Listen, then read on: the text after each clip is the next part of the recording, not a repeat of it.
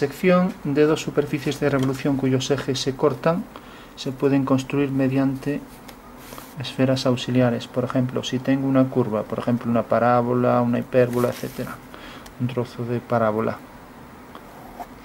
tengo un eje de revolución, al girar esta superficie pues aparece una curva así que se parece un poco a una trompeta de Gabriel, la curva que describe una tractriz. Bueno, si yo por ejemplo, vamos a representar un alzado de esto, en perspectiva bastaría con que hiciera aquí una elipse y aquí otra.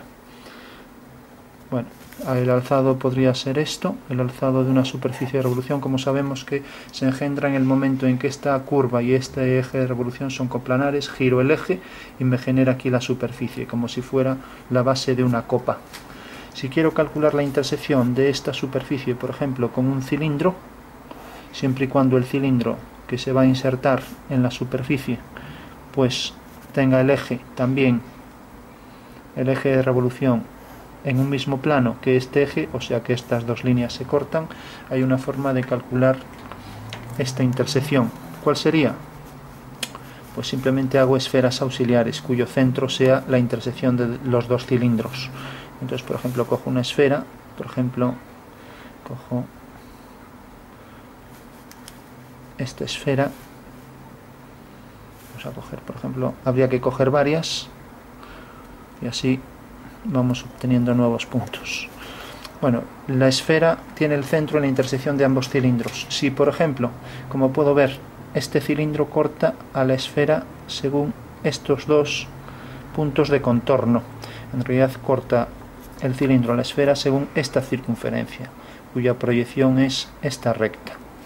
Bueno, y tenemos que esto no corta, entonces ahí no hay intersección. Hacemos otra más grande.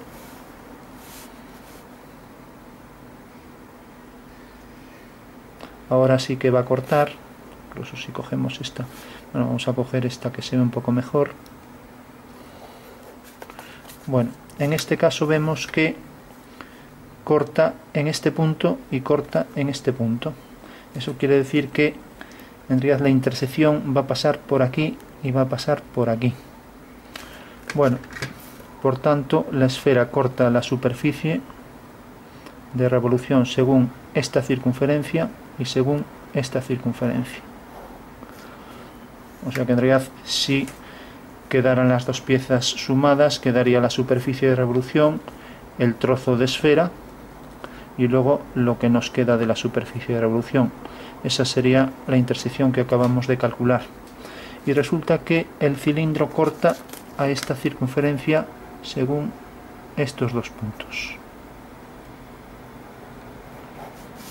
O sea, según este punto y este punto. Bueno, pues tenemos la intersección de esta recta con esta recta es un punto de la intersección buscada. Lo mismo aquí abajo, la intersección de esta recta con esta recta es otro punto. Eso quiere decir que la curva de intersección va a venir por aquí y va a llegar hasta ese punto. Bueno, nos acercamos un poco. O sea que siempre la intersección de la esfera, vamos a hacer aquí con otro ejemplo. O sea, la intersección de la esfera corta según dos rectas y el cilindro corta según esta recta, que en realidad son siempre rectas que son proyecciones de circunferencias. La intersección de esta circunferencia con estas dos provoca dos puntos de intersección. Bueno, son puntos de la curva. Eso quiere decir que la curva viene por aquí. Por tanto, podríamos hacer un poco el efecto de la curvatura del cilindro que se inserta ahí en lo que es la superficie esa, y así se entiende un poco mejor. Esa sería la intersección de dos curvas, de dos superficies, cuando los ejes se hallan en un mismo plano. En este caso también el plano es paralelo al de proyección que estamos utilizando, puede ser un alzado, un perfil.